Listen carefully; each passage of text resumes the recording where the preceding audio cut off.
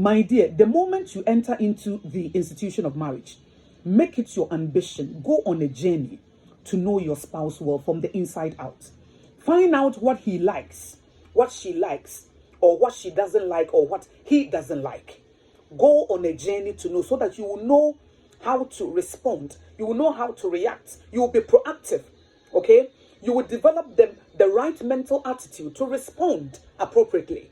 It's important, it's imperative that you go on a journey to know him or her. You know, God told us that we should go on a journey to know him. He said, if we seek him with all our heart, we will find him. The same way, if you decide to know your spouse well, if you're on a journey to find out what she likes, what he likes, what she doesn't like, what he doesn't like, it will help you to have a wonderful and a successful marriage. If you want to have a peaceful home, then you need to go on a journey to learn. Because when you're able to find out what your husband likes or what your wife likes, then it will help you to know what to do, what not to do. It will help you so that when you're communicating, you will know what to talk about and what to put aside. It's important. Let's say you are watching television with your spouse, and as a wife, you started commending a guy who came on TV. Look at him. I mean, he's a very handsome guy. And in that moment, your husband got angry. It means that he doesn't like it. Okay? And a lot of men, they don't like to be compared to another man.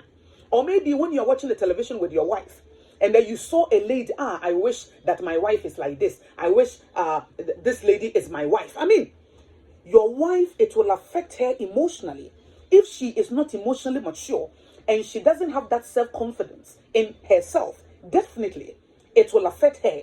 She will think that maybe she is not worthy, or she is not beautiful, or she's not valuable. So you need to study your spouse. If you call your husband on the phone, maybe every afternoon, to find out whether he has eaten or not, to find out how he is doing, and he tells you, I don't like it when I'm working, I don't want anybody to call me. Please, please don't call me. And then he starts complaining. My dear, stop calling. Stop calling. You want peace to reign. If that man likes it, then continue. If your wife likes it, then continue. But if she doesn't like it, if he doesn't like it, my dear, stop doing the same thing that upset him or her.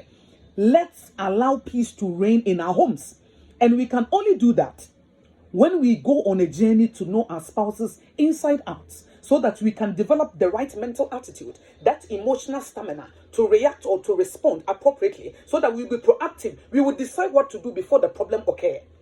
If maybe you are a wife and you decide to give your mother money, or you are a husband, you decide to give your mother money, and when you tell your spouse, he or she becomes angry, then my dear, when you give your mother money, or when you give something to your mother, or you give something to your sister, you don't have to let him or her know, because you want peace to reign.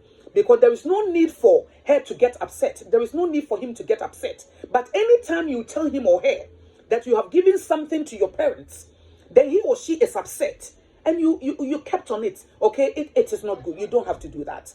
So I believe that if we decide to study our spouses very well, and then we know exactly what to do in every situation, it will help us to live in peace. It will help us to live in joy. So that, as I said, you will have the appropriate measure in place to respond appropriately, to respond well. Okay, so let's go on that journey. If you say something and your spouse gets angry, no need to say that thing. Okay, if your wife told you that this is what I like, I don't like this, or don't say that. I know you don't like it, but I will do it whether you like it or not. You can go and bend the sea. I mean, you are not allowing peace. The Bible says, if it's be on you, let's live with others in peace. So it is your responsibility to ensure that peace reigns in that house, in your matrimonial home. And you can only do that when you are on a mission, when you're on a journey to know your spouse, so that you will know when to talk, when not to talk. You will know when to question him, when not to question him. You will know when to give him or her something, when not to give. Because you know the person inside out. And when you know somebody, then you know exactly what to say, what not to say, how to respond, how not to respond. And some of the things that you need to keep to yourself. And some of the things that you need to be open. Don't say that in marriage, we are supposed to do this. I mean, every marriage is different because everybody is different. Every marriage is different because everybody is different. Okay? We all have our temperament level. We all have our inborn trait and how we were raised. The environment that we were raised, we see things differently. So sometimes see things from your spouse's perspective so that it can guide you, it can help you to also live in peace with him or her. But when you get to know that your husband or your wife doesn't like something, don't repeatedly do that. If you do that, you are irritating the person, and it will not allow peace to reign in your marriage. And if peace is not there, there is no way that you can also experience peace in your life.